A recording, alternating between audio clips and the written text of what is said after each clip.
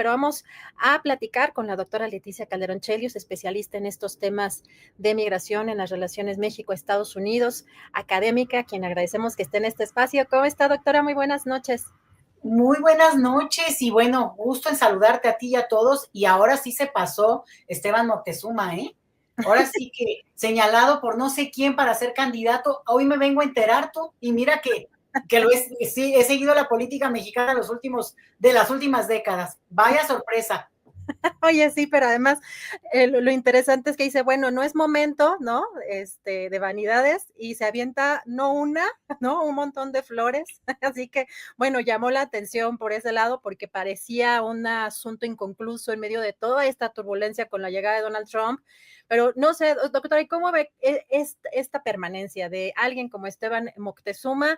Agarró a Sheinbaum con los dedos en la puerta, ¿por qué no hizo cambios? ¿Es adecuado este personaje en la embajada en estos momentos? Fíjate que es uno de los misterios sin resolver que yo creo que vamos a tener que desmenuzar e incluso argumentar algo a su favor, porque desde mi punto de vista era un personaje bastante gris, no le había atribuido ningún interés. De hecho, parte del sexenio anterior, pues obviamente quien figuró y quien fue una presencia tan importante, pues fue el canciller, el de entonces canciller Marcelo Ebrard, y en su momento Alicia Bárcena. Del embajador, pues sabíamos que recibía a la gente cuando iba a Washington, pero desde mi punto de vista no tenía antes digamos, la razón por la cual llegar a ser el embajador de México en Washington, o sea, en la sede más importante, en una situación en la que además fue muy convulsa. Y ahora, pues te diría yo que no lo comprendo, salvo el hecho mismo de entender que ya que está ahí, pues ya más o menos sabe cómo se llaman todos y me imagino que ha ido conociendo ya los lugares donde se puede tomar café colombiano. Y además este personaje, Esteban Moctezuma, que defendió a capa y espada a Jorge Islas, ¿no?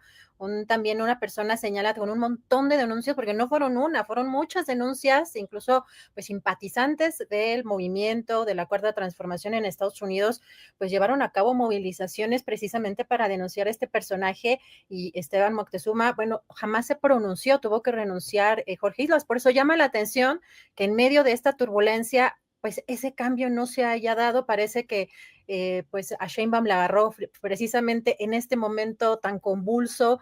Y bueno, tenemos también a este personaje en el Instituto Nacional de Migración, Garduño. ¿Qué hacer? ¿Cómo nos encontramos en nuestro país en medio de estas deportaciones masivas que, más allá de los números, doctora, parece que lo que están buscando por los términos, ¿no? Las palabras que están utilizando, siguiendo la línea de Donald Trump, buscan causar terror en la comunidad latinoamericana, mexicana? Mira, de lo primero, de respecto a Garduño, el Instituto Nacional de Migración, yo voy a decir algo que creo que es polémico, pero lo percibo así. La política migratoria mexicana ha sido desde hace mucho, no del sexenio pasado, ni siquiera solo de Peña Nieto, pero ha sido una política muy restrictiva, muy digamos, lo que le llaman la tercera frontera o la frontera vertical, la externalización de las fronteras, que se trabaja mucho en términos teóricos, donde México ocupa un lugar muy duro en términos del manejo, la manera en que detiene, lo que le llaman esta cuestión de distinguir por cuestiones del fenotipo de las personas y suponer que eso lo hace extranjero respecto a otros perfiles. Entonces, esto ha pasado, se ha denunciado, hay un caso que en su momento litigó el IMUMI y que obtuvo y ganó, que fue de una pareja de jóvenes chiapanecos que fueron deportados a Guatemala porque la autoridad migratoria argumentaba que, bueno, finalmente eran extranjeros. Entonces, digamos, podríamos rascarle mucho, hay informes, hay una discusión muy fuerte en contra de cómo ha sido la política migratoria en nuestro país hace mucho tiempo. Con López Obrador, el momento y el contexto en el que arrancaba su gobierno y que ahí venía, digamos, el éxito o el fracaso inminente a los pocos meses de por fin llegar al poder, pues estuvo atorado, enfrentado con el tema de aranceles o migrantes. Y López Obrador efectivamente tomó la idea, la posición de tener una política dura y ahí su compadre Garduño, porque sabemos bien que es un personaje que ha acompañado en su momento al expresidente López Obrador, pues quedó al mando, cumpliendo la misión, la obligación con la que se comprometía en una posición muy policíaca, y efectivamente hubo una contención migratoria muy importante que hoy presume la doctora Sheinbaum en el sentido de cómo fue bajando, porque efectivamente se juntó con dos cosas: la política que en su momento imprimió Biden, de la aplicación esta con la que se pedían las visas, pero al parejo con una política de mucha contención migratoria de parte de la autoridad migratoria mexicana. Dicho esto, podríamos decir, pero ¿cómo va a designarlo nuevamente? Además, que carga sobre sí el hecho de ser el responsable administrativo del incendio en Ciudad Juárez, donde fallecieron 40 personas, y que fue muy lamentable, y que aunque hay respuesta y hay una serie de elementos, que ahí hay una controversia, pero que me parece que tampoco hay que decir que la autoridad no ha hecho nada, porque eso también me parece injusto. Sin embargo, era obvio para mí, y lo dije y lo sostuve. Creo que Garduño debería haber sido una pieza separable en su momento, hubiera sido un momento de mucha, digamos, que le hubiera revitalizado mucho a la presidencia de López Obrador, incluso con sus detractores más fuertes, en un escenario, pero también un grupo que acompaña el tema migratorio y que, bueno, pues lo observó esto con mucho enojo, que lo mantiene hoy con justa razón. Yo sí era de la idea de que no era necesario, digo, para tener duros al frente, pues obviamente no necesitas tener nada más a un personaje, es toda una estructura. Pero bueno, pues al final de cuentas, López Obrador, por una serie de decisiones que será interesante en algún momento, a lo mejor otro libro de los que nos ha prometido, aunque no sería ya en este tono, explique la permanencia de un personaje de ese calibre, que te digo, incluso una jubilación dorada, porque el señor ya tiene, bueno, cierta edad, como corresponde en nuestro país tener ese derecho. Digo, las embajadas, los consulados se los han dado a priistas que apestan hasta este lado, y aún así. Entonces, este es un misterio que yo personalmente no entenderé de un presidente tan querido como López Obrador en su momento. Ahora me vengo para acá. Bueno, entonces, ¿qué? Ahora sí que, pero ¿qué necesidad? ¿Para qué tanto problema? Porque yo creo que la situación que estamos empezando a vivir con Estados Unidos es un momento de profunda peligrosidad, sumamente delicado, donde yo creo que vamos a ver, por un lado, un modelo que ha acompañado a México en términos migratorios desde hace por lo menos, si no 30, 40 años. Y ese modelo se está acabando. Ese modelo donde la migración ha sido la válvula de escape para no resolver una cantidad de otros problemas, se acabó.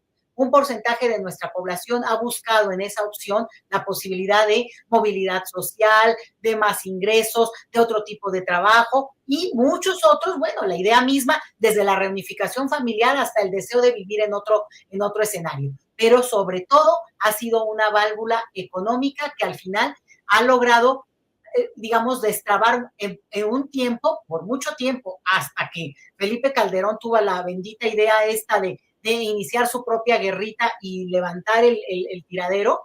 Bueno, pues era una salida en nuestra sociedad. Hoy ese modelo cambia, no solo por Trump, también hay otras condiciones, incluida nuestra demografía, ojo con eso, pero lo dejo aparte.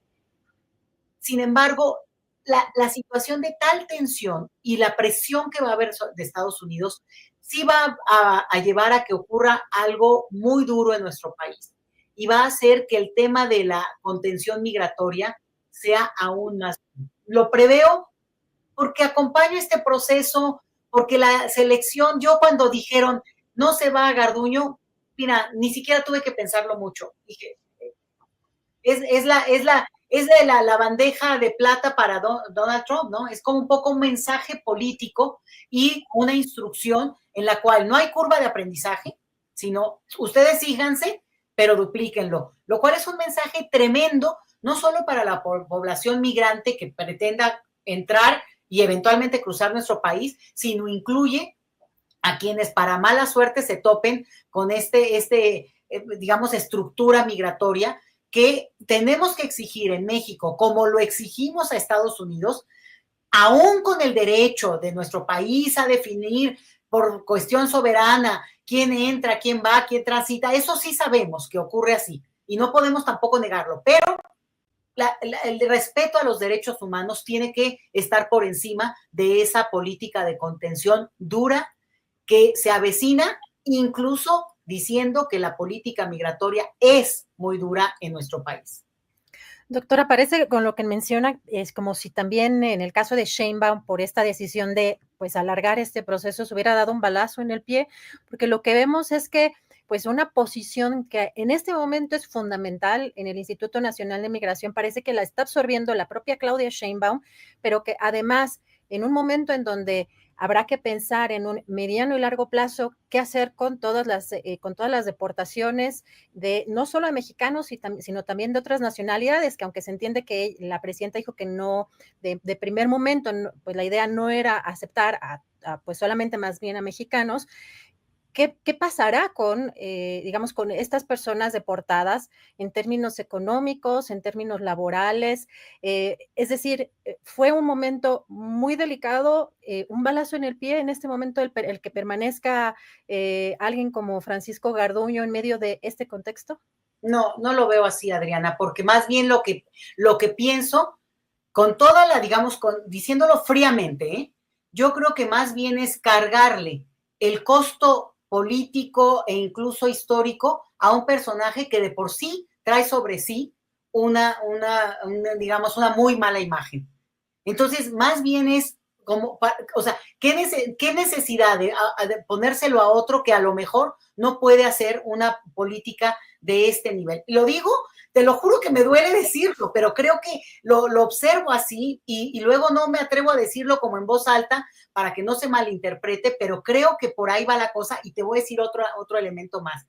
Yo creo que no se entiende bien que la deportación es un proceso en el cual una persona nacional de un país es regresada, ¿no?, de otro a su propio país. Por tanto, los mexicanos que retornen a México sí tienen un primer momento de contacto con la autoridad porque tienen que ser recibidos, porque por supuesto muchos a lo mejor esto que ya sabemos, en lo que resuelven qué van a hacer, a dónde van, cómo se van a ir, se entiende que va a haber ayudas para eso, incluso por si alguien quiere esperar, o sea, eso se entiende como primer nivel de emergencia, primer nivel de recepción.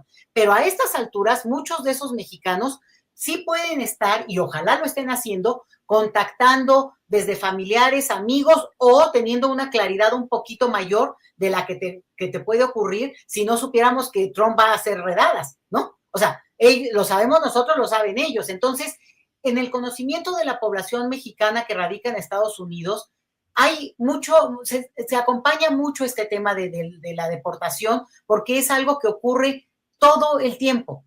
Obviamente no con esta virulencia, no con este golpeteo, no con esta fanfarronería tan tremenda que se está viviendo y obviamente que pretende tener números muy visibles, pero, y digo, lugares que son inaceptables en términos, yo digo, de la propia población estadounidense, ¿no? Iglesias, escuelas, pero eso implica que la propia comunidad, que está muy organizada, hay que darles el crédito a ellos, tendrá que estar también pensando en que, ok, me cruzan a México seguramente y cada vez más de manera terrestre, que eso es algo que el gobierno mexicano tiene que aclarar muy bien. Tiene que haber horas y lugares de retorno de la población mexicana, porque aunque sea caminando, que así ha sido muchas veces, aunque también se reciben aviones hasta la Ciudad de México, pero eso podría cambiar, eso implica que la gente llegue en condiciones, pues como corresponde, como han alzado la voz otros gobiernos. Entonces, lo que creo es que ahí sí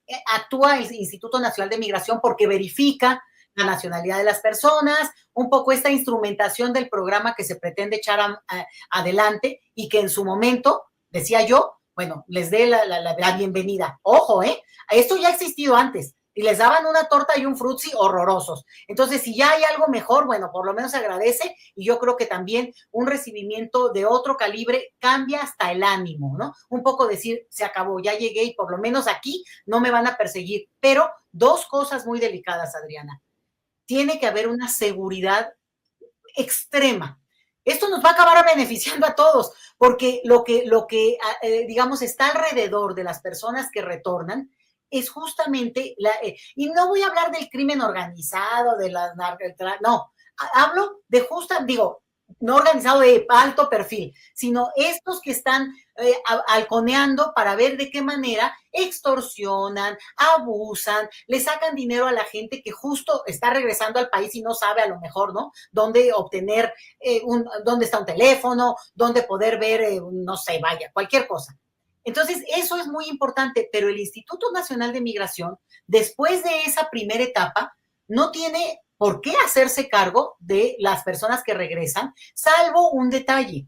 Y esa es una discusión que ya hay, y es que la gente recibe un documento de deportado y que ese documento después le permite hacer muchos trámites que se entendería que van a ser flexibles y se les van a facilitar.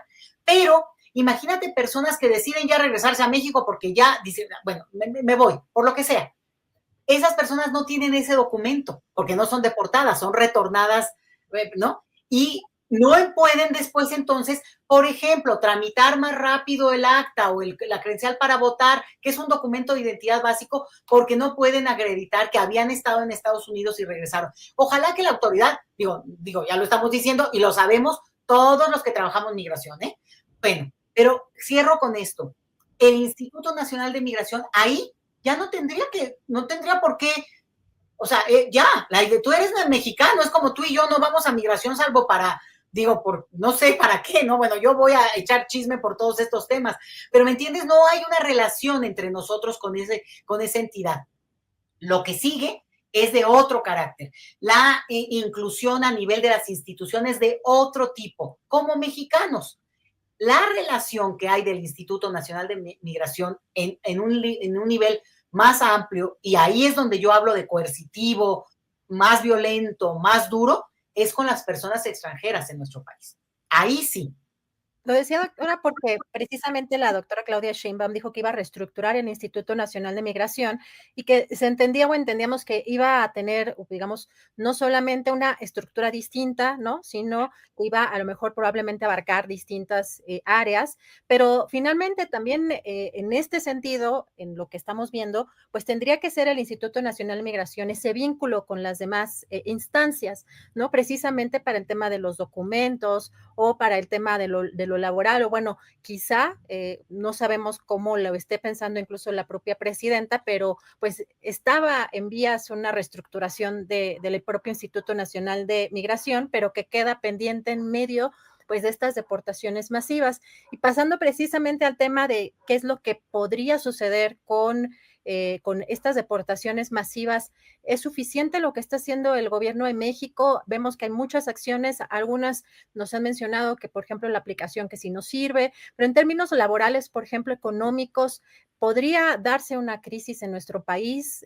¿O cómo podrían integrarse? Vemos que incluso en el tema a lo mejor de deportaciones de gente que tenga muchísimos años viviendo en Estados Unidos, pues probablemente hasta en lo emocional, pues no sé, en esta situación también laboral, pues está más inmerso en un mercado laboral estadounidense que en nuestro propio país. ¿Cómo podrían darse estas inserciones de mexicanos que han estado viviendo mucho tiempo en Estados Unidos? ¿Tenemos esta capacidad o cómo tendría que darse pues estos movimientos, doctora?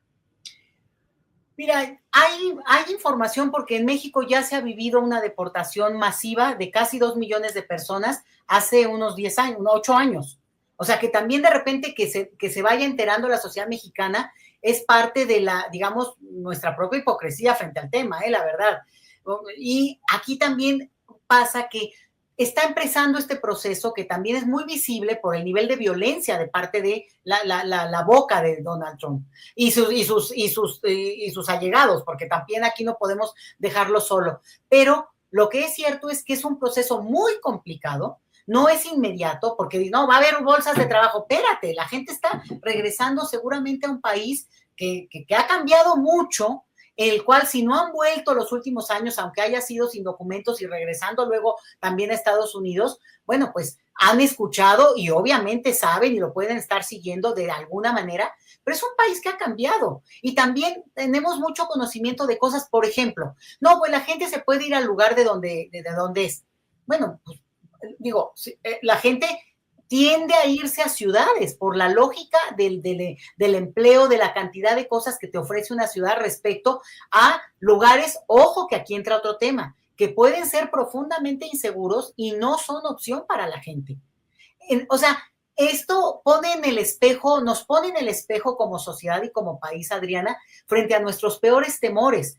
Es decir, tú y yo, bueno, no sé si nosotras, pero por lo menos gente que diría, bueno, yo podría vivir en una montaña, en la montaña de Guerrero. Bueno, pues es un lugar sumamente peligroso del cual las personas en realidad salen. Entonces, cuando se empiezan a cerrar esas opciones, aunque sean el lugar de origen de quienes regresen, no son opción. Por tanto, implica una reacción mucho más fuerte, más allá de la deportación, pero todavía más con las deportaciones, digamos, del despliegue en seguridad, de la alianza entre gobernadores, que son todos digo, la mayoría de Morena, vaya, entonces estamos esperando esas acciones de alianzas donde ya esta operación Enjambre, ¿qué onda? ¿Dónde está? ¿Dónde siguió el enjambre? ¿No? O sea, para ponerlo en códigos nuestros muy conocidos. Sin seguridad no hay posibilidad de desplegarte como persona en términos, ahí sí, buscar un trabajo, eventualmente tal vez que la familia misma se venga a México, pero muchas veces la gente va a esperar a ver de qué manera bajan las aguas para ver si puede regresar a Estados Unidos pensando en que sus familias hayan quedado en Estados Unidos.